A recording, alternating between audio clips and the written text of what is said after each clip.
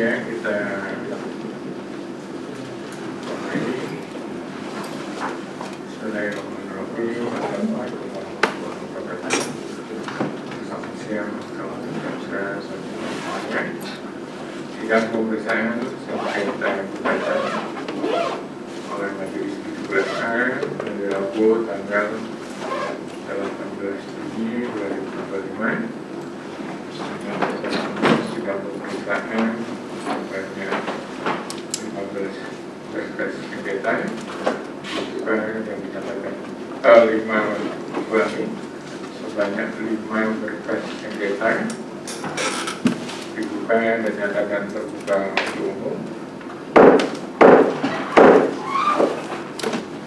Sidang pemeriksaan sengketa gugatan yang diajukan oleh PT Jinming Hua Engine sebanyak 5 berkas sengketa dibuka dan dinyatakan terbuka untuk umum. Baik, sesuai dengan agenda sidang bahwa agenda sidang hari ini para pihak menyampaikan kesimpulan akhirnya dan seterusnya sampaikan tergugat telah menyampaikan surat tugas nomor SD 246 Pak Meditasi, Pak Joko Prasetyo, Pak Meditasi Surya, Pak Mario Jawan, Pak Indra Prasida, dan Ibu Kadman Ujian kita dan melakukan sidang secara online. Kemudian pemohon silakan siapa yang maju. Terima kasih Majelis Hakim yang terhormat. Penggugat yang hadir pada persidangan hari ini diwakili oleh Dr. Alessandro Rey dan pendamping. Terima kasih Majelis. Baik, sesuai dengan agenda sidang, silakan Majelis beri kesempatan terlebih dahulu kepada penggugat untuk menyampaikan kesimpulan akhir atau hal lain. Silakan penggugat. Baik, terima kasih Majelis Hakim yang terhormat. Pada persidangan hari ini, di mana agendanya adalah persidangan terakhir untuk menyampaikan kesimpulan, maka pada kesempatan hari ini kami selaku penggugat hendak menyampaikan daftar alat bukti dan juga kesimpulan majelis. Adapun daftar alat bukti ini adalah seluruh alat bukti yang terungkap sebagai fakta persidangan yang telah kami tanyakan dari mulai persidangan pertama sampai dengan persidangan hari ini, ya, sebagai persidangan terakhir yang tentunya akan dicukupkan oleh Judex Fakti. Pada kesempatan hari ini juga penggugat akan menyampaikan kesimpulan majelis, dan kalau mungkin majelis lihat memang berkasnya agak banyak karena biasanya setelah kami menyampaikan daftar alat bukti kami menyampaikan kesimpulan, dan pada akhirnya kami akan membuat buku majelis, ya, dalam rangka memenuhi amanat konstitusi untuk mencerdaskan kehidupan bangsa, ya. Oleh karena itu, pada persidangan hari ini kami sampaikan kepada majelis 5 perkara, masing-masing 5 daftar alat bukti dan juga 5 kesimpulan majelis, ya. Kami perlu sampaikan kepada majelis bahwa daftar alat bukti kami agak sedikit banyak majelis. Untuk setiap perkara itu sekitar 400 halaman karena memang dibuat dalam bentuk tabel, ya. Tabelnya itu landscape. Kenapa kami buat portrait? Kenapa kami buat portrait? Karena kalau kami buat landscape susah bagi majelis untuk masukkannya dalam putusan, ya. Maka berdasarkan pengalaman kami buat dalam bentuk portrait, ya, supaya bisa dimuat dalam putusan, ya. Lalu kemudian kesimpulannya jauh lebih sedikit, ya, karena memang merupakan rekapitulasi saja dari daftar alat bukti. Jadi di dalam daftar alat bukti kami ada 429 halaman, kemudian di kesimpulan kami ada kurang lebih 74 halaman, ya. Itu yang perlu kami sampaikan berkaitan dengan jumlah berkas. Kemudian berkaitan dengan teknis pemuatan di dalam putusan, penggugat mohon majelis supaya daftar alat bukti dan fakta persidangan termasuk kesimpulan penggugat itu dimuat untuk memenuhi amanat pasal 84 ayat 1 huruf F Undang-Undang Pengadilan Pajak, yang frasenya berbunyi pengadilan pajak harus memuat setiap alat bukti dan fakta persidangan yang terjadi selama pemeriksaan. Jadi untuk memenuhi itu, penggugat mohon supaya dimuat, dan silakan nanti majelis memberikan pertimbangan terhadap alat bukti yang penggugat sampaikan, supaya putusan itu menjadi sah sesuai amanat pasal 84 ayat 2 Undang-Undang Pengadilan Pajak. Sekedar memberitahukan saja majelis, berkaitan dengan pemuatan daftar alat bukti dan kesimpulan, ada trending topik yang sedang terjadi di pengadilan pajak majelis. Mohon izin karena ini fakta persidangan dan ini sudah terungkap, ya, di mana majelis 3A yang diketuai oleh Junaidi Eko Widodo, kemudian ada juga Yohanes Silverius Winoto dan juga Pak Haryono. Kebetulan mereka itu sekarang sedang digugat di Pengadilan Negeri Jakarta Pusat dengan dugaan menghilangkan alat bukti dalam persidangan.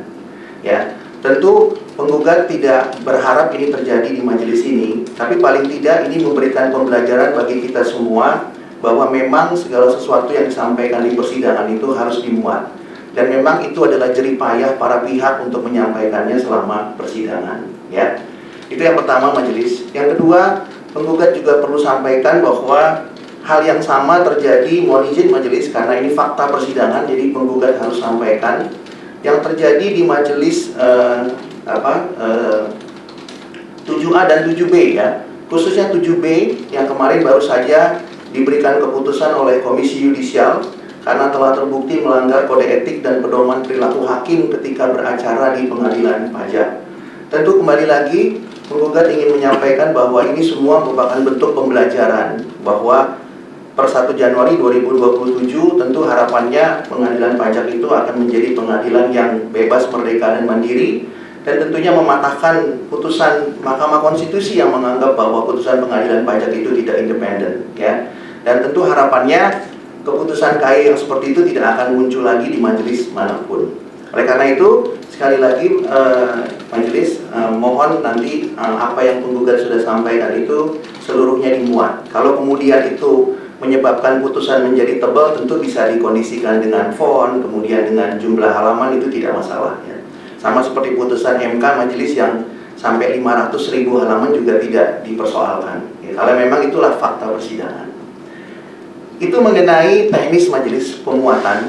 Mengenai substansinya, penggugat perlu sampaikan kepada majelis bahwa di dalam daftar alat bukti, penggugat itu membagi beberapa dugaan pelanggaran prosedur, ya, yang memang tidak diatur dalam Undang-Undang Kepabeanan, ya, dan tidak bisa juga diperiksa dengan menggunakan pasal 95 Undang-Undang Kepabeanan karena memang itu semua berkaitan dengan materi saja, tidak berkaitan dengan prosedur. Dan oleh karenanya penggugat menyampaikan di sana mengenai lembaga gugatan yang tentunya tidak bisa dimandulkan oleh pasal 95 Undang-Undang Kepabeanan. Itu yang pertama majelis, karena memang pasal 49 telah mengatur dengan tegas bahwa hal-hal yang tidak diatur dalam Undang-Undang Kepabeanan itu harus tunduk pada Undang-Undang KUP. Kenapa demikian? Karena memang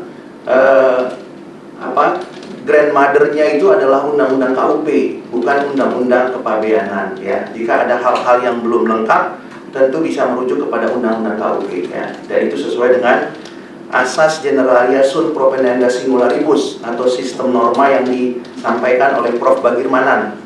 Penggugat sampaikan juga majelis bukunya Prof. Bagirmanan bagaimana membaca sistem norma, ya. Jadi tidak secara tekstual dan sederhana saja membaca sistem norma, tapi harus memahaminya dengan baik, ya. Jadi itu mengenai satu lembaga gugatan majelis, sehingga penggugat menyampaikan beberapa daftar alat bukti agak sedikit banyak supaya membuka khasanah dan wacana kita majelis. Dan ini juga yang penggugat sampaikan ketika penggugat mengajar majelis kepada mahasiswa, supaya lembaga gugatan ini tidak dianggap mandul di pengadilan pajak, sementara di pengadilan yang lain lembaga gugatan itu berfungsi dengan baik, ya. Kemudian yang kedua majelis ini berkaitan dengan jangka waktu, ya. Jangka waktu penyampaian surat akuo penggugat juga sudah jelaskan majelis, memang agak susah membaca PMK 147 tahun 2009 karena kalau dibaca secara sederhana ya di ayat 1 dan ayat 2 sepertinya tergugat bebas untuk menyampaikan surat akuo itu ya. Tapi kalau kita baca sampai dengan ayat 4 maka sudah jelas pembatasannya ya. Di ayat 1 penggugat sudah sampaikan bahwa itu diberlakukan hanya untuk SPP. SPP itu hanya disampaikan ya secara alternatif ya, melalui email atau melalui pos. Kalau melalui email ya disampaikannya pada hari H tanggal penetapan, bukan hari berikutnya. Kalau melalui pos juga paling lambat hari kerja berikutnya, bukan beberapa hari kerja berikutnya. Jadi sudah sangat jelas di ayat 1-nya. Namun di ayat 2-nya itu hanya mengatur mengenai SPKTNP. SPKTNP itu jelas diatur di ayat 2-nya ya. Namun kalau tergugat ingin mengatakan bahwa SPKTNP itu bebas disampaikan, nah kembali lagi bahwa di ayat 4-nya sudah sangat jelas dibatasi bahwa penyampaian surat akuo itu kalau mau dipaksakan melalui email juga tidak bisa dilakukan di hari kerja berikutnya, harus dilaksanakan di tanggal penetapan. Jadi penggugat berpendapat bahwa tidak bisa menggunakan email, tapi tergugat berpendapat bisa menggunakan email meskipun email itu sudah diberikan keterangan oleh ahli sebagai media elektronik dan pertukaran data elektronik atau electronic data interchange. Jadi seharusnya karena email itu adalah PDE dan merupakan media elektronik, maka harus disampaikan pada tanggal penetapan atau hari di mana tanggal surat itu diterbitkan ya. Namun kalau tergugat tetap memaksa bisa disampaikan melalui email, maka seharusnya logika berpikirnya menggunakan rumusan norma pasal 14 ayat 4 juga harus disampaikan dengan menggunakan disampaikan pada hari yang sama ya, tidak disampaikan pada hari berikutnya. Karena di ayat 1 sudah jelas disebutkan di situ, dan di ayat 4-nya disebutkan, dipertegas lagi. Penyampaian surat akuo dengan menggunakan pasal 1 huruf A, maksudnya ayat 1 huruf A itu dianggap sah. Nah, pengertian sah itu ya tentunya diatur di dalam ayat 1 huruf A itu disampaikan pada tanggal penetapan, bukan pada tanggal atau hari-hari yang lain. Kemudian itu mengenai jangka waktu majelis, dan sekedar mengingatkan saja majelis, kalau penggugat atau pemohon itu mengajukan gugatan lewat 30 hari atau banding lewat 60 hari untuk kepabeanan atau untuk pajak 90 hari, hampir semua mazhab di pengadilan pajak langsung mencukupkan persidangan. Tapi pertanyaannya adalah bagaimana kalau tergugat ini menyampaikan surat akuo itu lewat waktu ya, hampir tidak ada judex facti yang berani mencukupkan persidangan ya. Dan ini terjadi bukan hanya di kepabeanan, tapi terjadi di pajak juga ya. Dan ini pekerjaan rumah tentunya bagi wajib pajak, bagi praktisi dan bagi akademisi untuk menggali terus kenapa ada ketidaksamaan di muka hukum ya. Padahal sama-sama lewat jangka waktu ya, tapi satu dicukupkan, satu lagi tidak dicukupkan.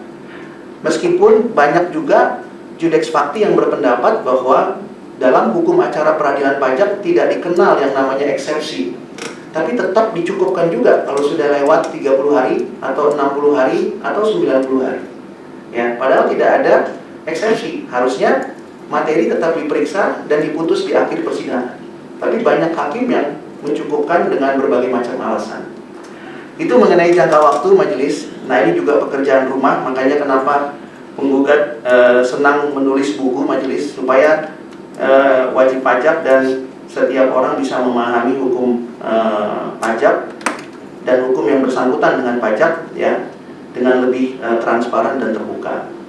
Kemudian yang berikutnya majelis, itu di dalam DAB dan kesimpulan penggugat juga sampaikan mengenai penerbitan surat akuo yang prematur ya, di mana surat akuo itu SPKTNP diterbitkan secara prematur karena tidak terlebih dahulu diterbitkan penetapan atau keputusan pejabat ya, yang dalam hal ini adalah SPTNP. Penggugat melampirkan satu tulisan mantan Hakim Agung Kamar Tun Khusus Pajak Profesor Hari Jatmiko yang menyampaikan bahwa SPKTNP itu demi hukum tidak dapat diterbitkan sebelum terlebih dahulu diterbitkan SPTNP, ya. Sehingga dengan demikian SPKTNP itu menjadi prematur. Dan kalau surat akuo atau SPKTNP itu diterbitkan secara prematur, maka penerbitannya memenuhi ketentuan pasal 52 ayat 1 huruf B Undang-Undang Administrasi Pemerintahan, di mana keputusan itu menjadi tidak sah karena diterbitkan secara cacat prosedur.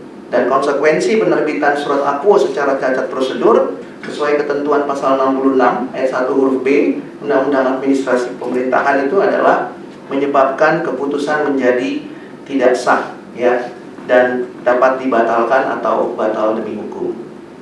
Jadi dalam perkara akuo, penggugat tidak pernah menerima SPTNP, tapi langsung diterbitkan SPKTNP, ya. Dan penggugat sudah lampirkan tulisan Prof. Hari Jatmiko, dan pertanyaan itu sering juga ditanyakan beliau ketika melakukan seleksi terhadap calon hakim agung Kamartun khusus pajak di Komisi Yudisial. Materinya kami sudah lampirkan majelis sebagai referensi saja atau sebagai alat bukti. Kemudian yang berikutnya majelis yang ketiga, yang keempat maksud kami, ini berkaitan dengan KKA majelis, ya. Dalam DAB dan kesimpulan penggugat kembali lagi menyampaikan bahwa kertas kerja audit itu tidak disampaikan, ya, selama pemeriksaan, dibuktikan dengan tidak adanya nomor KKA dan juga nomor lampiran dalam DTS. Ahli sudah menjelaskan di dalam persidangan sebelumnya bahwa pembuktian secara material ada tidaknya audit itu, maksudnya kertas kerja audit, ya, itu dibuktikan dengan terbitnya nomor KKA dan juga disampaikan sebagai lampiran di dalam DTS atau daftar temuan sementara. Fakta yang terungkap di persidangan adalah DTS yang disampaikan oleh tergugat kepada penggugat itu tidak memuat nomor KKA, ya. Dan penggugat sudah bertanya berkali-kali di persidangan majelis, ternyata nomor KKA-nya itu tidak ada dan juga tidak dimuat dalam lampiran DTS. Namun fakta persidangan juga terungkap, ternyata nomor KKA itu dan lampirannya itu baru disampaikan melalui email kepada penggugat setelah terbitnya surat akuo. Jadi surat akuo itu terbit tanggal 21 Agustus 2024, lalu kemudian KKA-nya baru di email tanggal 23 Agustus dan 26 Agustus 2024. Itu pun, ya, tidak sama foldernya atau filenya dengan apa yang pernah disampaikan oleh tergugat dalam share folder. Tergugat mengatakan bahwa KKA itu sudah pernah disampaikan di dalam share folder, tapi ternyata filenya saja, judul dokumennya saja sudah berbeda, apalagi nomor lampiran atau nomor KKA-nya. Nah, sehingga dengan demikian, majelis hakim yang terhormat, ketika KKA itu tidak disampaikan, hal mana juga dikuatkan dengan bukti bahwa auditornya itu sedang diklat. Sampai dengan saat ini, majelis hakim, fakta persidangan terungkap ketika kami sudah memberikan transkrip pembahasan akhir yang ketiga dan keempat yang sudah kami sampaikan, dan kami juga berikan kopinya dalam bentuk CD kepada tergugat. Tidak diberikan tanggapan atau bantahan juga mengenai pengakuan daripada PTA, pengendali teknik audit, ya, saudara Baktiar dan saudara Setia Junaidi, bahwa memang auditornya itu sedang diklat dan belum bisa menyelesaikan KKA. Fakta tersebut juga dikuatkan dengan daftar hadir majelis yang tidak bisa dibuktikan oleh tergugat, ya, sebanyak 3 kali. Penggugat sudah minta di persidangan, bahkan penggugat minta di persidangan terakhir ketika ahli dihadirkan oleh penggugat, tapi tetap saja tergugat tidak bisa menyampaikan daftar hadir. Dan yang ada hanya daftar hadir yang keempat. Dan dalam daftar hadir yang keempat itu jelas ada 2 auditor yang tidak hadir pada pemeriksaan itu. Dan ini sudah cukup membuktikan bahwa memang KKA itu belum selesai disampaikan, ya, sehingga surat akuo ini menjadi prematur untuk diterbitkan, ya. Kemudian selain daripada KKA tadi, yang juga telah kami atau penggugat buktikan majelis ya tidak pernah diterbitkan oleh tergugat karena alasan-alasan yang sudah diakui oleh tergugat sehubungan dengan salah satunya adalah auditor yang sedang diklat. Kemudian alasan yang penggugat juga sampaikan berkaitan dengan pelanggaran prosedur itu adalah yang berikutnya mengenai pembahasan.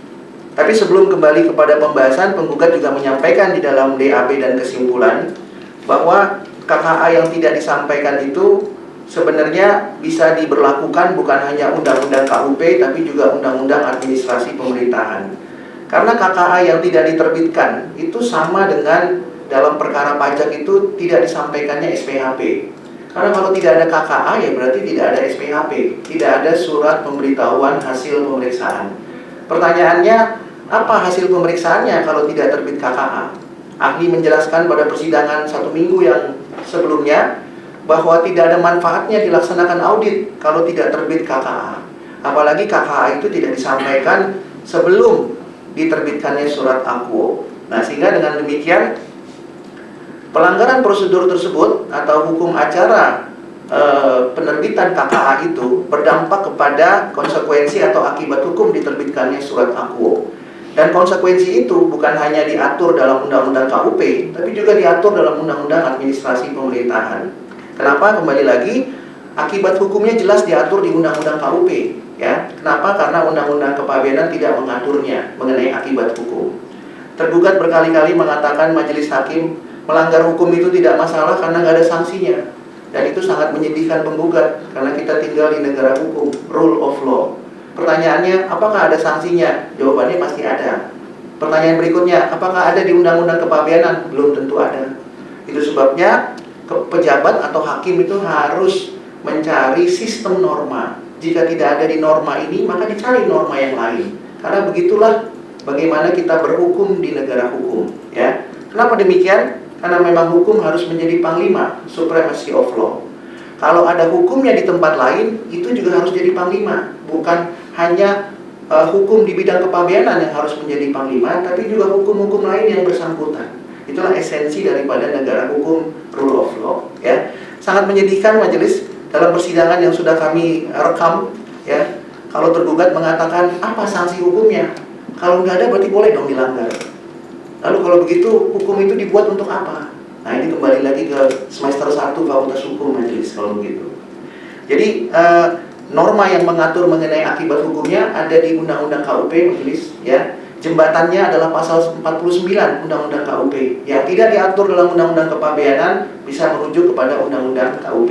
Jika tidak diatur di Undang-Undang KUP bisa merujuk kepada Undang-Undang Administrasi Pemerintahan. Begitulah cara memahami sistem norma, ya. Kalau tidak, maka tugas Judex Fakti sebagai hakim yang mulia sangatlah sederhana. Kalau hanya belajar mengenai pasal 78, justru hakim itu diminta oleh masyarakat untuk memahami lebih banyak hukum dibandingkan dengan masyarakat awam.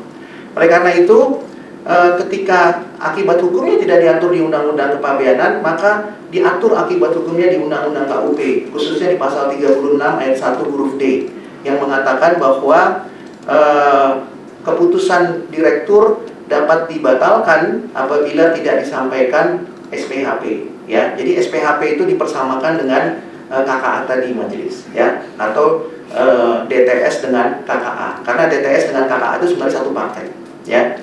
Nah, jadi selain daripada pasal 36 ayat 1 huruf D Undang-Undang KUP, ya, ada juga norma yang mengatur mengenai pembatalan keputusan pejabat, yaitu di Undang-Undang Administrasi Pemerintahan. Jadi ada 2 undang-undang yang sebenarnya bisa kita rujuk di sana, ya, dan itu mengatur mengenai akibat hukumnya. Satu di Undang-Undang KUP, satu lagi di Undang-Undang Administrasi Pemerintahan. Dan kedua-duanya itu adalah supremacy of law, bentuk dari supremacy of law. Hukum harus jadi panglima, ya, bukan kemudian hukum harus mengikuti keinginan pejabat atau Judex Fakti.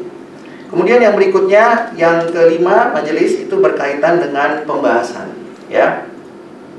Di dalam perkara akuo, penggugat sudah membuktikan bahwa pembahasan itu dilaksanakan 4 kali majelis, ya. Itu adalah kebenaran material yang tidak bisa dibantah oleh tergugat. Hanya saja undangannya disampaikan secara resmi 3 kali, ya. Dan yang menjadi pertanyaan, kenapa pembahasan dilakukan 4 kali? Tentunya kembali lagi kami harus mengatakan karena memang KKA-nya tidak ada. Kalau sudah ada kan tentunya tergugat berwenang untuk langsung menerbitkan keputusan pejabat. Apakah itu SPP, apakah itu SPSA, apakah itu SPKTNP. Tapi kan ternyata kan tidak, ya. Itu artinya tergugat mengakui bahwa memang ada hal-hal yang belum disampaikan kepada wajib pajak, ya. Dalam hal ini adalah auditi. Sehingga dengan demikian pembahasan itu sangat beralasan untuk membuktikan bahwa memang KKA itu tidak atau belum diselesaikan, sehingga pembahasannya bukan mengenai pembahasan KKA. Dan oleh karena itu pembahasan yang bukan mengenai KKA tentunya dapat dimaknai sebagai tidak dilaksanakannya pembahasan. Dan kembali lagi, kalau pertanyaannya apa akibat hukumnya, tentu tidak diatur di dalam Undang-Undang Kepabeanan, tapi diatur di Undang-Undang KUP. Sama di pasal 36 ayat 1 huruf D. Tadi yang pertama mengenai KKA itu ada di di huruf A-nya, ya, di angka 1-nya. Kemudian yang mengenai pembahasan akhir ini tidak dilaksanakan ada di angka 2-nya, ya. Jadi sebenarnya pembahasan yang dilaksanakan sekedar memenuhi ketentuan formil, ya, seolah-olah dilaksanakan pembahasan majelis, tapi sebenarnya materi pembahasannya tidak ada. Maka menurut penggugat demi hukum harus dianggap tidak dilaksanakan pembahasan. Karena memang esensi dari pembahasan itu adalah melakukan diskusi sehubungan dengan KKA. Namun kalau KKA-nya saja tidak terbit, tidak ada nomor di lampiran, tidak ada nomor KKA, lalu apa yang mau didiskusikan? Sehingga dengan demikian penggugat tetap berpendapat bahwa pembahasan tidak dilaksanakan, dan hal tersebut juga telah dikuatkan oleh keterangan ahli, ya, bahwa pembahasan itu seyogianya melakukan pembahasan berkaitan dengan KKA yang sudah diterbitkan. Dan jika memang dianggap tidak dilakukan pembahasan, maka menurut Undang-Undang KUP dan juga menurut Undang-Undang AP seharusnya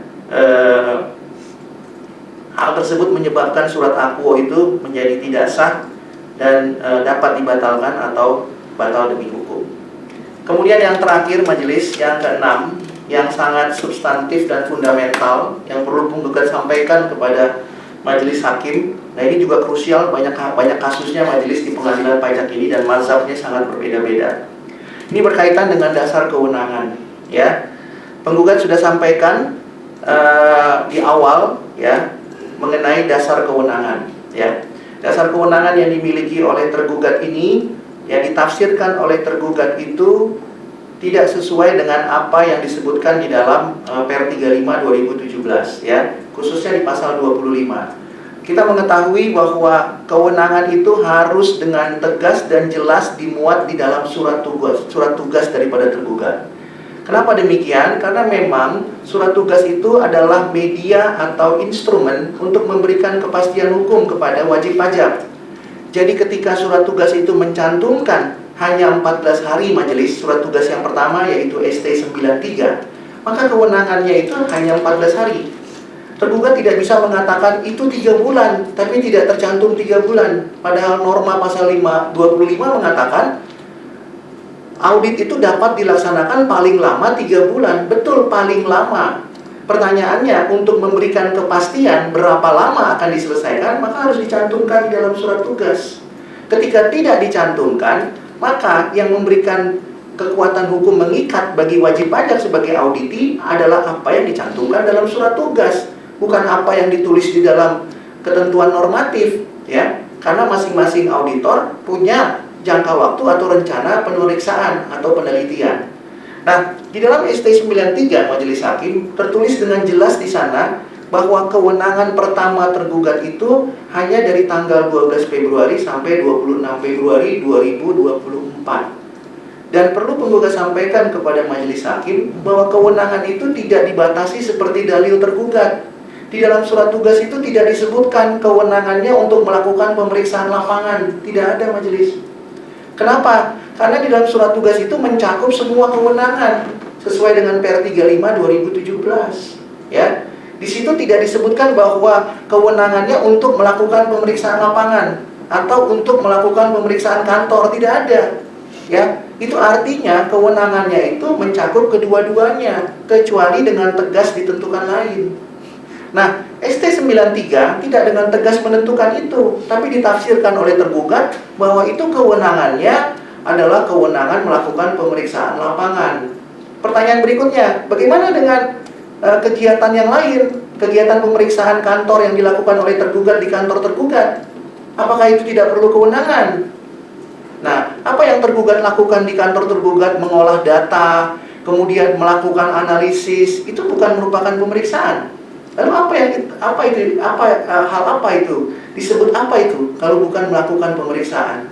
Ya. Nah, jadi ST93 Majelis Hakim hanya mengatur mengenai mengatur mengenai jangka waktu hanya 14 hari.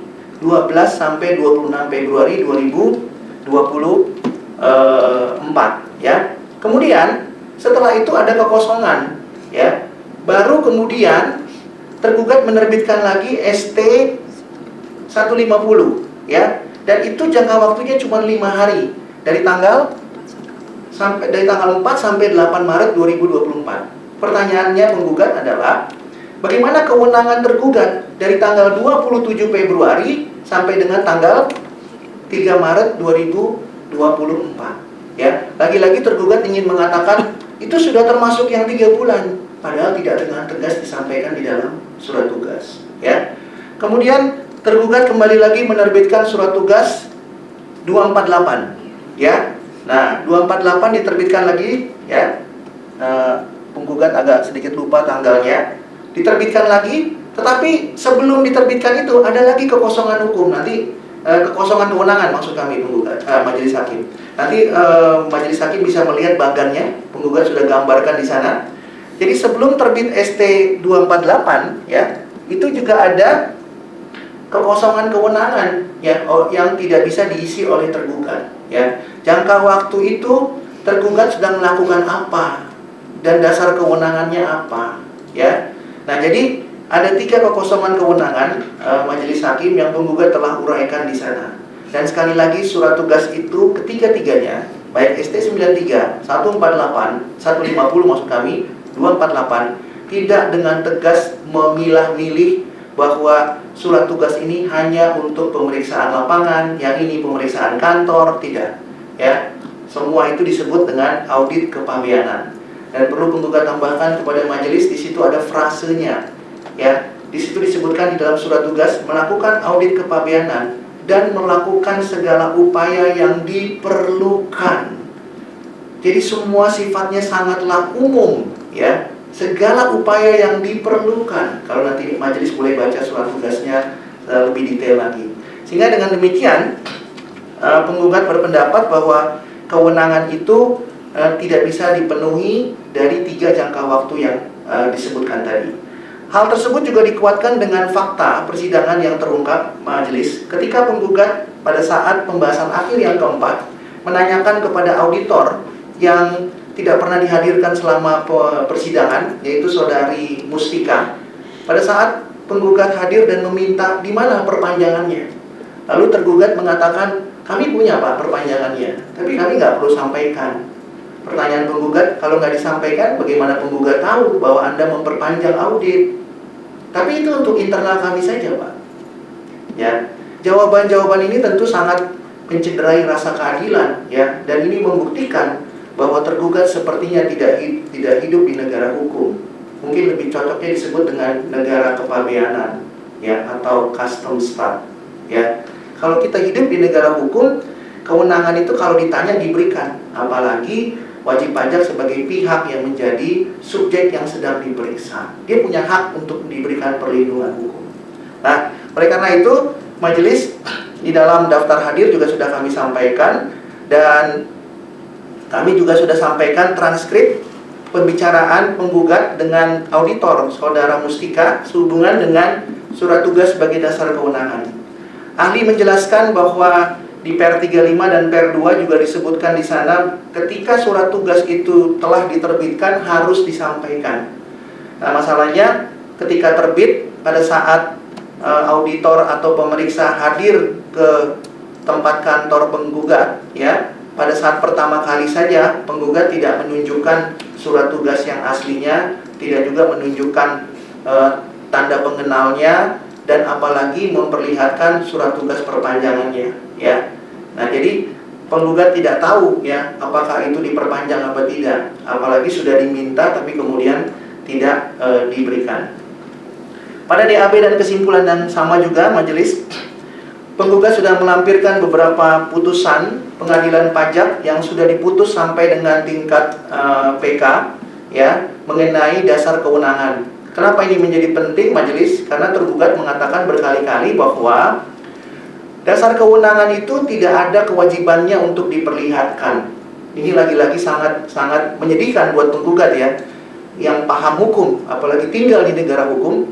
Tergugat mengatakan bahwa dasar kewenangan itu dimiliki, tapi tidak perlu diberitahukan atau diperlihatkan. Ya. Lalu yang menjadi pertanyaan, tergugat ingin menganggap penggugat itu sebagai apa? Apakah sebagai sapi perahan untuk memenuhi target penerimaan negara? Bukankah penggugat itu adalah warga negara yang kedudukannya sama di mata hukum dengan tergugat? Ya, tapi kenapa kemudian ketika dasar kewenangan itu diminta dan dipertanyakan, penggugat seolah-olah kedudukannya lebih tinggi, tergugat seolah-olah kedudukannya lebih tinggi daripada penggugat dengan mengatakan kami nggak wajib menyampaikannya, Pak. Ya, seolah-olah tergugat ingin mengatakan tidak ada norma di dalam Undang-Undang Kepabeanan dan turunannya, termasuk PMK, termasuk PER, untuk menyampaikan dasar kewenangan. Jadi, karena tidak ada dasar hukum untuk menyampaikan dasar kewenangan, maka tergugat berpendapat itu tidak perlu disampaikan. Kalaupun penggugat itu bingung, kalaupun penggugat itu bertanya-tanya dasar kewenangannya, tergugat mungkin berpendapat di dalam hatinya itu adalah kepusingan penggugat sendiri. Ya, silakan aja Anda rasakan kepusingan itu. Menurut tergugat itu tidak perlu disampaikan dan tidak perlu juga ada kewajiban bagi tergugat untuk memberikan kepastian apalagi keadilan bagi penggugat sehubungan dengan dasar kewenangan tersebut. Oleh karena itu, kenapa penggugat ingin sampaikan majelis? Karena menurut penggugat ini bentuk dari bentuk yang sudah menciderai konstitusi kita sebagai negara hukum. Betulkah konstitusi kita mengatakan negara kita negara hukum, atau pasal 1 angka 3 sudah mandul sehingga tidak punya taring lagi, sehingga kemudian pemeriksaan kepabeanan itu bisa dilakukan seperti yang terjadi dalam perkara akuo, ya. Nah, penggugat sudah sampaikan majelis dalam BAB dan kesimpulan beberapa putusan ya, tadi sudah penggugat sampaikan putusannya ada di dalam berkas. Dan penggugat sudah sampaikan juga itu putusannya ada di beberapa majelis di pengadilan di perkara pajak majelis ya. Tapi untuk di perkara kepabeanan itu belum ada contoh kasusnya. Kenapa? Karena memang judex facti di perkara kepabeanan itu mungkin menurut penggugat belum punya nyali seperti judex facti di perkara pajak ya. Sehingga kemudian selalu yang dipersoalkan adalah di mana normanya, di mana kewajibannya. Jadi kalau nggak ada kewajiban ya udah nggak usah disampaikan. Sesederhana dan sedangkal itu, ya. Oleh karena itu makanya penggugat sampaikan contoh putusan tersebut yang sudah diputus sampai tingkat PK, ya. Artinya sudah inkrah, ya. Bahkan sampai pada saat di pengadilan pajak sudah inkrah, kemudian dikuatkan lagi di tingkat PK. Nah, kemudian berkaitan dengan dasar kewenangan. Penggugat juga sudah menyampaikan majelis tulisan ahli yang sangat krusial dan sangat penting ya mengenai dasar kewenangan, dan itu berkaitan bukan hanya dalam undang-undang KUP dan juga undang-undang kepabeanan, tapi yang terutama juga dalam undang-undang administrasi pemerintahan. Kenapa itu penting majelis? Karena kalau kita baca undang-undang kepabeanan menurut ahli yang sudah penggugat hadirkan, undang-undang itu sangatlah tidak lengkap dan dangkal. Dan terutama yang bisa dibuktikan adalah undang-undang kepabeanan itu tidak mengatur penyalahgunaan wewenang majelis. Sehingga dengan demikian pejabat itu bisa bertindak sewenang-wenang dan bisa berlindung di balik tameng yang mengatakan apakah ada sanksinya di undang-undang kepabeanan. Kalau tidak ada, mari kita langgar. Ya, padahal itu bukan cara berhukum. Dan penggugat yakin majelis tergugat tidak akan berani menyampaikannya di publik. Tergugat hanya berani menyampaikannya pada saat di persidangan. Kalau di kantor bea cukai mungkin tergugat tidak akan berani menyampaikannya. Ya, bahkan penggugat jamin dirjen baru bea cukai pun tidak akan berani menyampaikannya di muka publik. Ya, dengan alasan tidak ada sanksi, mari kita langgar. Ya. Tapi kenyataannya sangatlah ironis, itu terjadi di persidangan ini. Berkali-kali disampaikan tidak ada sanksinya, tidak ada sanksinya. Mari kita langgar. Dan ini tentunya menjadi motivasi buat penggugat ya untuk menuangkannya nanti dalam buku majelis. Penggugat tidak bermaksud untuk mengintervensi putusan majelis, tapi kembali lagi ini dalam rangka untuk mencerdaskan kehidupan bangsa. Karena memang sudah terjadi deviasi ya. Amanat konstitusi yang mengatakan negara Indonesia negara hukum itu menurut penggugat telah terjadi deviasi, tidak seperti yang seharusnya dimaksud oleh pembuat konstitusi atau undang-undang. Kemudian majelis hakim, penggugat menyampaikannya secara hard copy karena ini persidangannya onsite ya. Dan apabila majelis membutuhkan soft copy-nya, penggugat akan sampaikan juga ya melalui share folder ya, seperti yang sudah disampaikan pada persidangan sebelumnya. Tapi kembali lagi itu tergantung kepada majelis ya. Kalau majelis menganggap sudah cukup dengan hard copy ya silakan. Tapi kalau majelis berpendapat perlu soft copy, dan tentu harapan penggugat karena perlu dimuat ya tentunya dibutuhkan soft copy. Tapi kalau majelis punya cara lain untuk memasukkannya ke dalam putusan, tentu itu dipersilakan saja kepada majelis ya. Kemudian semua yang kami sampaikan ini majelis sebagai bentuk daripada transparansi, semuanya dalam bentuk asli majelis ya. Jadi kami mohon supaya yang asli ini dimiliki oleh majelis ya. Kalaupun nantinya tergugat membutuhkan bisa lihat salinannya dalam bentuk PDF soft file-nya ya. Kemudian itu yang mungkin sementara penggugat bisa sampaikan majelis ya. Kalaupun nanti bukunya sudah terbit, kami akan share kepada majelis ya kan, supaya kita sama-sama memahami hukum dengan lebih baik demi terciptanya kepastian hukum, keadilan, dan kemanfaatan. Demikian yang penggugat dapat sampaikan sementara. Terima kasih. Terima kasih. Baik. Kemudian selanjutnya tergugat sudah disiapkan kesimpulan akhirnya, silakan disampaikan ke majelis. Terima kasih yang mulia.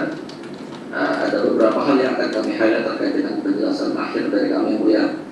Langsung saja yang pertama yang ingin kami sampaikan terhadap 5 surat penetapan yang lain, yaitu 4 SPKTP dan 1 SPP ini bukanlah objek gugatan ke pengadilan pajak yang mulia.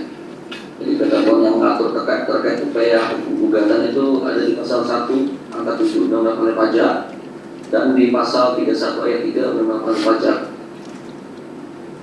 Di pasal 31 ayat 3 itu berbunyi pengadilan pajak dalam hal gugatan memeriksa dan memutus sengketa atas pelaksanaan penagihan pajak atau keputusan pembetulan atau keputusan lainnya sebagaimana dimaksud dalam pasal 23 ayat 2 Undang-Undang KUP.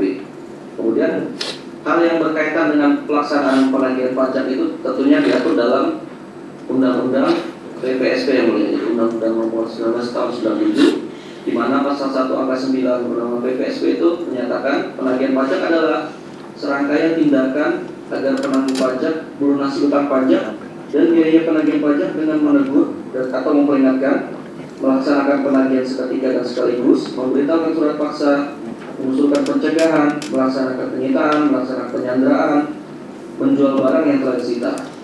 Jadi berdasarkan pasal 1 angka 9 Undang-Undang PPSP tersebut yang mulia, surat penetapan pabean dan surat penetapan kembali tarif dan nilai pabean atas SPKTP ini bukan merupakan bagian dari upaya pelaksanaan penagihan pajak, sehingga tidak dapat diajukan gugatan terhadap pengadilan pajak. Terkait dengan SPP ini juga, ini adalah penetapan yang berkaitan dengan kepabeanan yang mulia. Jadi segala hal yang berkaitan dengan kepabeanan tentunya diatur dalam Undang-Undang Kepabeanan yang berlaku asas lex specialis derogat legis general yang mulia. Jadi sehingga pasal 23 Undang-Undang KUP ini harus dikesampingkan karena tidak berkaitan dengan SPP atau SPKTP itu sendiri. Jadi yang berkaitan itu adalah pasal 95 Undang-Undang Kepabeanan yang melihat di mana upaya hukum yang dapat dilakukan adalah banding. Di mana dalam pelaksanaan pemeriksaan banding ini membuka ruang untuk pemeriksaan yang berkaitan dengan formal penerbitan maupun materi keputusan yang mulia. Jadi berdasarkan hal tersebut, SPKTNP dan SPP sengketa ini bukan merupakan keputusan yang dapat diajukan upaya hukum gugatan ke pengadilan pajak. Kemudian ada fakta juga yang mulia. Atas SPKTNP 127, 129, dan 130 ini telah diajukan upaya banding ke pengadilan pajak oleh penggugat dengan dalil yang diajukan itu meliputi formal penerbitan maupun materi keputusan yang mulia. Artinya penggugat ini sebenarnya telah paham maksud dari pasal 95 Undang-Undang Kepabeanan. Jadi atas surat penetapan aku itu harusnya diajukan banding, dan dalam pemeriksaannya itu meliputi formal dan materi penetapan. Kemudian selanjutnya terkait dengan penyampaian atau pengiriman surat penetapan, ini telah sesuai dengan ketentuan perundang-undangan yang mulia. Jadi kami akan membedah sedikit terkait PMK 51 2008 yang mulia. Di PMK 51 2008 ini sebetulnya terdapat struktur yang mulia. Strukturnya itu di bab 2 itu terkait penetapan pejabat. Itu dari pasal 2 sampai dengan 9. Kemudian di bab 3 itu ada penetapan Direktur Jenderal yang terdiri dari pasal 10 sampai dengan pasal 13. Dan ada bab 4 terkait dengan penyampaian surat penetapan. Ya, surat penetapan tadi ada penetapan pejabat dan penetapan Direktur Jenderal. Itu terdiri dari pasal 14 dan pasal 15. Kemudian terkait dengan penyampaian atau pengiriman tadi yang telah kami sampaikan yang terkait sengketa ini ada di pasal 14 PMK 51.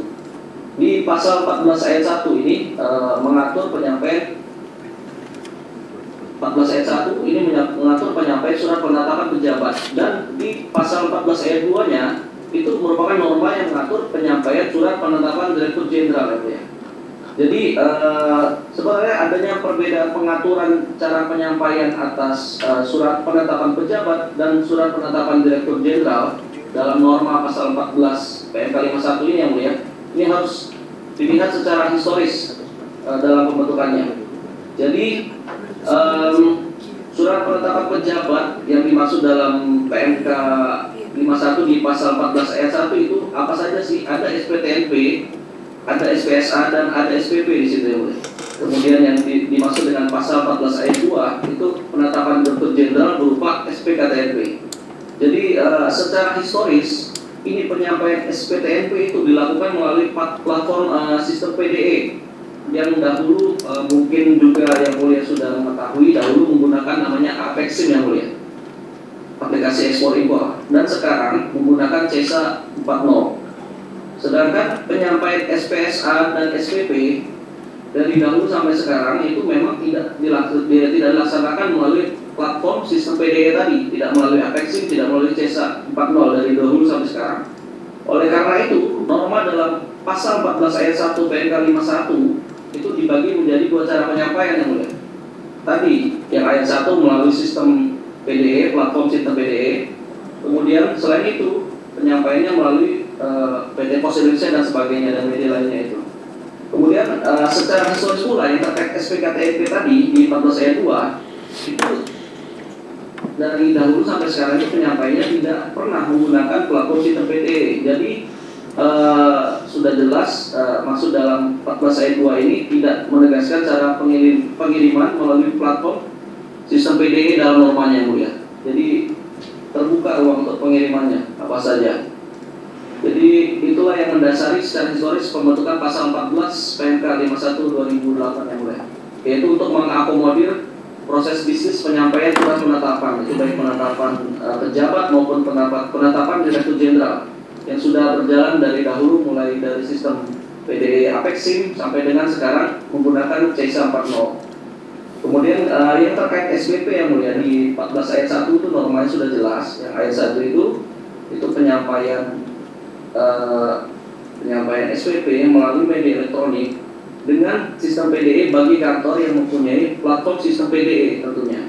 Kemudian yang 14 ayat 1 huruf B itu melalui PT Pos Indonesia atau jasa pengiriman lainnya atau media lainnya bagi kantor yang tidak mempunyai platform sistem PDE atau bagi yang tidak memungkinkan menggunakan platform sistem PDE.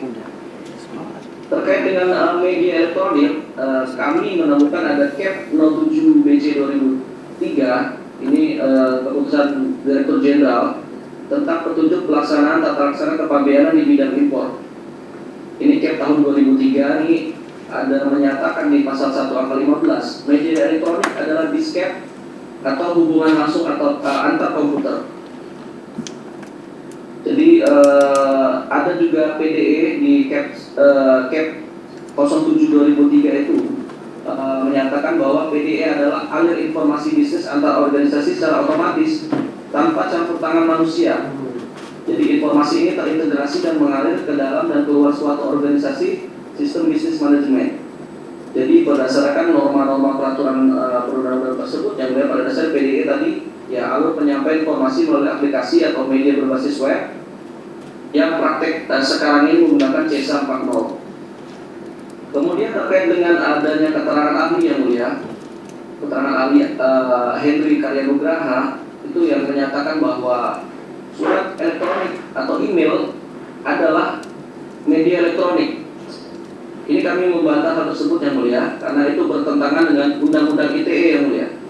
Di pasal 1 angka 1 Undang-Undang ITE itu yang mulia menyatakan informasi elektronik adalah sekumpulan satu atau sekumpulan data elektronik termasuk tetapi tidak terbatas pada tulisan, suara, gambar, peta, rancangan, foto, elektronik data interchange, surat elektronik atau elektronik mail, dan seterusnya. Jadi di pasal 1 angka 1 Undang-Undang ITE ini sebenarnya sudah jelas yang mulia mengkategorikan surat elektronik atau email itu sebagai informasi elektronik, bukan sebagai media elektronik. Dan ditegaskan lagi di angka 4-nya di Undang-Undang ITE pasal 1 angka 4 itu ada dokumen elektronik adalah setiap informasi elektronik. Jadi ya email ini adalah informasi elektronik atau dokumen elektronik yang mulia. Jadi bukan media elektronik email ini. Jadi dapat disimpulkan berdasarkan Undang-Undang ITE tersebut yang mulia, email ini adalah tadi dokumen elektronik atau informasi elektronik, dan internet adalah media untuk surat elektronik ini atau email dalam berkorespondensi. Kemudian tergugat juga membantah terkait keterangan ahli Henry Karyanugraha yang menyatakan bahwa surat elektronik atau email sama dengan pertukaran data elektronik atau elektronik data interchange, karena bertentangan lagi dengan Undang-Undang ITE yang mulia. Di pasal 1 angka 1 tadi Undang-Undang ITE itu sudah jelas mengkategorikan tersendiri yang mulia antara surat elektronik atau email dan elektronik data interchange. Jadi kedua hal itu bukan merupakan hal yang sama yang mulia di Undang-Undang ITE. Jadi terkait dengan pengiriman SPP ini sudah tepat yang mulia, kami mengirimkan melalui media internet dengan email. Jadi masuk media lainnya. Jadi sehingga telah memenuhi jangka waktu penyampaian atau pengiriman sesuai pasal 14 ayat 1 huruf B PMK 51, yaitu paling lama pada hari kerja berikutnya sejak tanggal keputusan. Yang terkait dengan SPKTNP yang mulia, kami sampaikan di sini di KBBI ada pengertian kirim. Kirim itu antar dengan perantara atau sampaikan melalui. Jadi berdasarkan KBBI daring yang kami buka yang mulia, jadi dapat dipahami bahwa pengertian kata dikirimkan adalah sama dengan disampaikan. Sehingga dari penggugat itu ada dalam surat bantahannya yang memaknai berbeda antara kata dikirimkan dan disampaikan itu sebuah penafsiran yang tidak tepat dan tidak berdasar yang mulia. Jadi dalam pengiriman SPKTNP ini mengacu pada pasal 14 ayat 2. Jadi tidak mengatur cara penyampaian atau pengiriman surat penetapan secara spesifik, sehingga pengiriman melalui media internet dengan email pada tanggal 22 Agustus itu sudah memenuhi ketentuan pasal 14.1 ayat 1 huruf B PMK 51 2008, yaitu paling lama pada hari kerja berikutnya sejak tanggal keputusan. Selanjutnya terkait dengan KKA yang mulia. Terkait dengan KKA ini, terduga telah menyampaikan yang mulia KKA ini pada saat penyampaian DTS dan sebelum pelaksanaan pembahasan akhir. Jadi telah kami sampaikan sebelumnya di PER 35 BC 2017 itu ada dua kategori KKA yang mulia. Ada KKA pemeriksaan dan ada KKA tagihan. Di pasal 36 itu menjelaskan terkait dengan KKA pemeriksaan, dan di pasal 43 PER 35 itu terkait dengan KKA tagihannya. Kemudian terkait dengan pada saat DTS itu yang disampaikan itu adalah KKA pemeriksaan yang mulia. Jadi terduga telah membuat halaman share folder data audit yang sudah diberikan aksesnya yang mulia sejak awal pelaksanaan audit. Kemudian di dalam share folder tersebut juga itulah terdapat KKA pemeriksaan yang mulia dan dokumen-dokumen lain yang berkaitan dengan DTS. Dan itu telah diunggah sejak tanggal 24 Juni 2024 pada saat penyerahan DTS-nya. Kemudian dalam penyampaian tanggapan DTS oleh penggugat di tanggal 5 Juli, jadi penggugat itu pada dasarnya telah menanggapi DTS yang mulia dengan keterangan tidak setuju.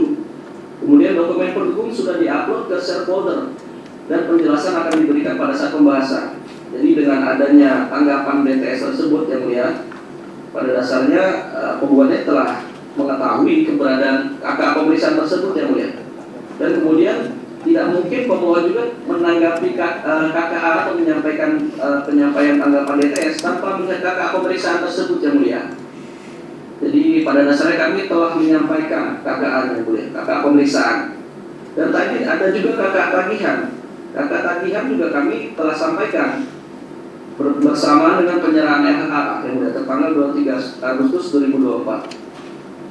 Terkait dengan pembahasan akhir ini berkesinambungan sebenarnya melihat terkait dari pada saat penyampaian DTS. Jadi KKA pemeriksaan di share folder sudah disampaikan yang mulia. Itu sebagai dasar juga untuk melaksanakan pembahasan akhir. Dan pada saat pembahasan akhir pertama pun penggugat ini telah memberikan keterangan, memberikan tanggapan, yaitu berasal dari KKA pemeriksaan tersebut juga yang mulia. Jadi berdasarkan hal tersebut yang mulia, pada dasarnya penggugat ini yang menyatakan tidak pernah KKA ini tidak pernah disampaikan, ini terbantahkan yang mulia. Karena ya pada faktanya KKA pemeriksaan itu telah disampaikan bersamaan dengan penyampaian DTS melalui media elektronik tadi berupa share folder materi DTS.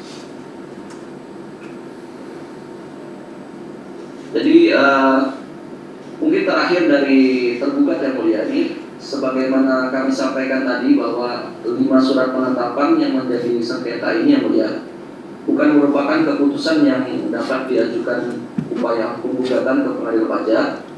Jadi pada dasarnya atas petita lainnya dalam surat gugatan penggugat selayaknya tidak dipertimbangkan oleh majelis hakim pengadilan pajak yang mulia. Namun atas permintaan yang mulia, seluruh penjelasan dan bantahan-bantahan kami atas dalil-dalil penggugat sudah kami sampaikan dalam penjelasan akhir yang mulia.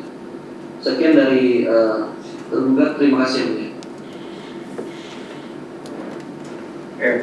Nanti para pihak ya tergugat disampaikan untuk kopinya ya, biar terus nanti mudah juga dalam memuat semua penjelasan atau bukti yang disampaikan oleh para pihak. Cukup ya? Izin majelis sedikit menyampaikan saja kepada tergugat melalui majelis supaya kembali lagi persidangan ini terang majelis. Tadi tergugat sudah menyampaikan majelis, penggugat mencatat apa yang disampaikan oleh tergugat, ya. Tapi mungkin tergugat tidak mencatat apa yang disampaikan oleh penggugat. Penggugat ingin menyampaikan beberapa catatan majelis. Yang pertama tadi mengenai lembaga gugatan. Tergugat tadi hanya mengutip, ya itu standar saja ya. Pasal 95 Undang-Undang Kepabeanan, pasal 31 ayat 3 ya. Di situ ada penagihan, pembetulan, lalu Undang-Undang KUP pasal 23. Padahal penggugat sudah menghadirkan ahli dan sudah menjelaskan majelis ada pasal 49. Nah sebenarnya yang disayangkan oleh penggugat itu kenapa tergugat tidak mampu menanggapi pasal 49? Mandulkah pasal 49? Jadi supaya persidangan ini kan menjadi bermanfaat gitu majelis ya. Jadi mencerdaskan kehidupan bangsa, apalagi ditonton banyak orang. Ini pasal 49 kenapa nggak ditanggapi tergugat? Ya, tanggapi dong pasal 49. Tadi kan penggugat sudah sampaikan di beberapa kali penjelasan, bahkan ahli harus menjelaskan ulang. Tapi nggak ditanggapi pasal 49-nya. Jadi kembali lagi, kalau penggugat selalu mengulang-ulang majelis ada hal-hal yang sesuai dengan pernyataan yang sering terjadi di masyarakat gitu ya. Jaka sembung naik ojek, kan nggak nyambung Jack gitu. Penggugat mendalilkan pasal 49. Pertanyaannya, tergugat mampu nggak membantah pasal 49? Harusnya dibantah dengan norma yang mana itu? Nah, itu yang tidak ada majelis. Yang kedua, tadi tergugat mengatakan bahwa penggugat juga mengajukan banding dan mempersoalkan mengenai formalitas. Ya, alasannya penggugat mengajukan banding karena memang menurut penggugat ingin supaya materinya diperiksa. Namun, majelis hakim berpendapat bahwa mazhab mereka adalah mazhab yang memeriksa sekaligus formalitas dan materi majelis. Jadi itu kemauannya majelis hakim. Sebelum persidangan, kalau tergugat hadir di persidangannya penggugat pada saat penggugat menjadi pemohon di perkara banding, penggugat sudah bertanya, majelis hakim yang terhormat, apakah majelis hakim ini penganut mazhab formalitas dan materialitas dengan menggunakan pasal 95? Menurut penggugat tidak bisa majelis, harus menggunakan pasal 49 dan Undang-Undang KUP. Tapi kalau majelis berpendapat bahwa bisa diperiksa secara bersamaan, artinya majelis memaksakan pemeriksaan formalitas dengan menggunakan pasal 49, itu kewenangan majelis. Silakan, penggugat akan sampaikan alat buktinya. Sepengetahuan penggugat tidak bisa. Nah, jadi bukan penggugat yang mau formalitasnya diperiksa, tapi mazhab itulah yang dianut oleh majelis yang memeriksa perkara akuo, majelis 19. Jadi penggugat sudah tanyakan tergugat, kalau tergugat hadiri sidangnya atau nonton. Jadi kalau tergugat beracara atau bersidang itu harus lebih cermat lagi ya, apalagi kalau mungkin beracaranya di pengadilan yang lain ya, harus lebih cermat. Apa sih norma yang dipersoalkan? Lalu kemudian dibantah di situ. Jadi mengenai banding perlu penggugat sampaikan, majelis hakim itu bukan keinginannya penggugat, itu keinginannya judex fakti, karena dia berpendapat bahwa kedua-duanya bisa diperiksa. Tapi menurut penggugat tidak bisa, makanya penggugat mengajukan dua upaya hukum yang berbeda, karena ada dua lembaganya yang berbeda. Ya, itu sudah jelas legal intention penggugat sudah jelas, ya, memisahkan antara pemeriksaan formalitas dengan pemeriksaan materialitas. Itu sudah jelas, ya, karena undang-undang kepabeanan tidak lengkap dan itu sudah didukung oleh keterangan ahli, ya. Jadi bukan kemauan penggugat, ya, tergugat. Kemudian yang ketiga, majelis hakim supaya perkara ini terang, ya, bisa dibaca tapi untuk mempermudah, ya. Tadi tergugat selalu mengatakan PMK 51 2008 mengenai jangka waktu penyampaian majelis. Ini sekedar mengingatkan aja bahwa mungkin tergugat lupa PMK 51 2008 itu sudah diubah dengan PMK 147 2009. Khususnya pasal 14 ayat 2 dan 3. Coba dibaca lagi dengan cermat, ya. Kalau memang sebenarnya tergugat mau ditampilin biar paham gitu ya, bahwa pasal 14 ayat 2 dan 3-nya itu sudah diubah dengan PMK 147 2009, ya. Kenapa tergugat masih menggunakan PMK 51? Coba tergugat jawab. Penggugat menggunakan PMK 147. Itu berkaitan dengan PMK 51. Yang kedua, yang berikutnya berkaitan dengan PMK 51. Tadi tergugat lupa lagi mengutip. Ada pasal 14 ayat 4 di situ. Tergugat nggak baca di situ. 14 ayat 4 mengatakan bahwa pengiriman melalui email itu sah sebagaimana pasal 1, sebagaimana ayat 1 huruf A. Sah. Sahnya gimana? Ya harus disampaikan pada tanggal penetapan. Nah, jadi kalau membacanya jangan didiskon, ya. Jadi ada 14 ayat 1, ayat 2, lalu ada ayat 3, ada ayat 4 lagi. Coba dibaca lagi tergugat. Nah, itu yang tidak ditanggapi oleh tergugat, 14 ayat 4-nya, ya. Email itu sah kalau memenuhi syarat ayat 1 huruf A. Syaratnya apa? Harus disampaikan pada tanggal penetapan, bukan tanggal berikutnya atau hari kerja berikutnya. Ya, coba dibaca lagi 14 ayat 4-nya. Kemudian tadi tergugat menyampaikan ada Cap 7 2003, ya. Nah, ini juga yang kembali lagi tergugat harus paham, ya, Undang-Undang P3. Kalau kita menghadapi benturan norma antara PMK dengan CAP, tentu kan saya rasa penggugat rasa tergugat juga sudah paham lah ya Undang-Undang P3 pasal 7 dan pasal 8, tidak perlu dijelaskan lagi. Kalau ada PMK dan ada CAP, mana yang harus dikedepankan? Kan udah jelas di pasal 7 dan pasal 8. Tapi kan itu nggak bunyi, ya. Supaya persidangan ini bersifat edukatif juga, ya. Masa kalau ada CAP 7 lalu ada PMK, masih CAP 7 yang harus dikedepankan? Nah, itu kan sangatlah tidak logis, gitu ya. Kemudian yang berikutnya, majelis, tadi tergugat menanggapi keterangan ahli, ya, dengan menggunakan Undang-Undang ITE. Sementara kan tergugat bukan ahli ITE, ya, majelis. Harusnya kan tergugat menghadirkan ahli. Bagaimana seorang tergugat, yang mohon izin ya, majelis, bagaimana seorang tergugat itu yang tidak punya kompetensi menanggapi keterangan ahli? Kenapa sih penggugat menghadirkan ahli? Bukan penggugat juga nggak paham juga mengenai Undang-Undang ITE. Ini masalahnya kan penggugat bukan ahli ITE. Ya, sampai dengan detik ini penggugat pernah jadi ahli di pengadilan negeri, pengadilan pajak, tapi kan bukan juga ahli ITE, ya. Nah, jadi mungkin tergugat harus paham dan sadar diri untuk bisa memaknai hukum acara. Ketika ahli dihadirkan, maka keterangan ahli dibantah dengan ahli yang lain, ya, bukan dengan keterangan sendiri, ya. Jadi kalau mau menggunakan Undang-Undang ITE, sebaiknya hadirkan ahli saja. Dan saya yakin penggugat yakin pemerintah punya anggaran untuk itu demi membuat terang suatu perkara. Kemudian berikutnya majelis, ini supaya jelas dan terang perkaranya. Tadi tergugat mengatakan bahwa ada KKA, ya, ada dua macam KKA, ya, ada pembahasan dan ada penagihan. Ahli sudah jelaskan kemarin, apapun itu KKA harus ada nomornya, ada lampirannya, dan harus dimuat dalam DTS. Itu harga mati. Penggugat sudah tanya kepada ahli. Ya, pertanyaannya, kalau tergugat mengatakan sudah disampaikan KKA-nya, ya, dan sudah diberikan tanggapan, pertanyaannya nomor KKA yang mana? Karena majelis, ketika tergugat menyampaikan undangan untuk menanggapi, sebenarnya di dalam suratnya tergugat itu tidak ada apa? Nomor KKA-nya. Dia hanya menyampaikan DTS. Nomor KKA-nya yang mana di dalam suratnya? Itu penggugat sudah lampirkan juga di dalam berkas majelis. Itu artinya tergugat sebenarnya paham KKA-nya tidak ada. Di dalam suratnya disebutkan mohon penggugat menyampaikan tanggapan atas DTS. Ya, harusnya disebutkan di situ mohon penggugat menyampaikan tanggapan atas DTS dengan lampiran KKA nomor sekian, sekian, sekian, sekian, sekian. Ada 5 harusnya majelis. Dan itu sudah dijelaskan oleh ahli.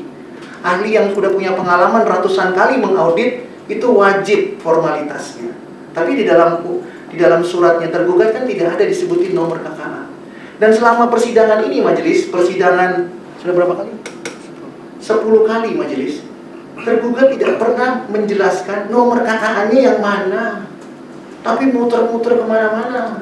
Susah sekali gitu loh memahaminya. Pertanyaan penggugat sederhana sebenarnya. Ya, untuk SPK TNP 127, 128, 129, 130 itu KKA-nya nomor berapa? Untuk SPP 029 KKA-nya nomor berapa? Terus di dalam lampiran DTS lampirannya nomor berapa? Kok susah sekali tergugat ya? Tergugat kan minimal S1 lah kalau menurut penggugat, itu nggak mungkin kurang. Itu pertanyaan sederhana, ya. Penggugat hanya butuh nomornya saja, lampirannya saja majelis, ya. Ini tidak perlu dipolitisir bahwa sudah ada, tapi kami tanya nggak ada nomornya, ya. Kemudian tadi tergugat menyampaikan bahwa kenapa ada 4 kali pembahasan, ya? Karena itu adalah berkelanjutan. Tergugat juga tidak menyampaikan atau tidak menanggapi. Bagaimana dengan saudara Indra?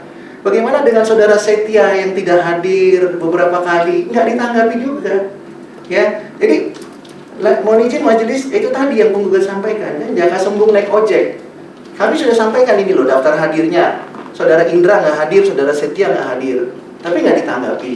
Kami sudah lampirkan transkripnya bahwa mereka mengakui pengakuan adalah alat bukti pasal 69 ayat 1 huruf D, tapi tidak ditanggapi. Harusnya kan ditanggapi secara detail gitu ya. Ada semua di dalam berkas. Tapi kan kembali lagi itu tidak fokus kepada apa yang dipersoalkan, begitu ya. Jadi mungkin itu sekedar informasi saja tambahan kepada majelis agar tergugat itu sebenarnya menanggapi apa yang dipersoalkan. Yang penggugat persoalkan ini banyak loh, banyak ya. Kalau tergugat mau meneliti capek sekali ya, kecuali tergugat tidak mau meneliti gitu ya. Nah, jadi itu saja majelis sementara yang penggugat bisa sampaikan berkaitan dengan hal-hal yang tidak ditanggapi oleh tergugat ya. Kecuali nanti mungkin tergugat lupa, penggugat bisa baca dalam kesimpulannya. Terima kasih majelis.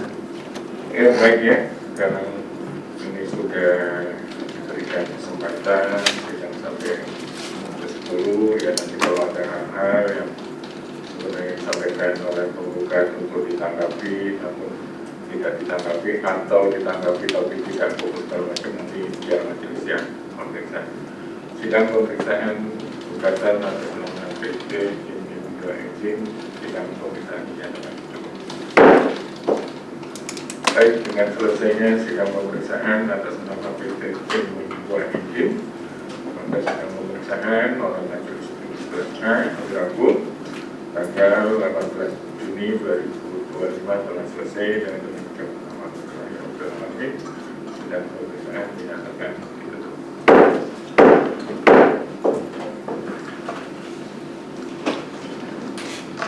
Terima kasih yang mulia. Terima kasih majelis, terima kasih tergugat.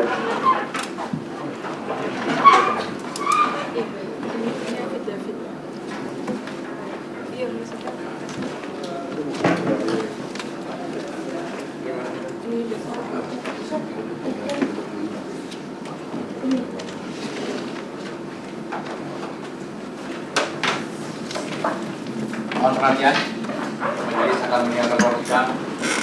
Jadi silakan berdiri.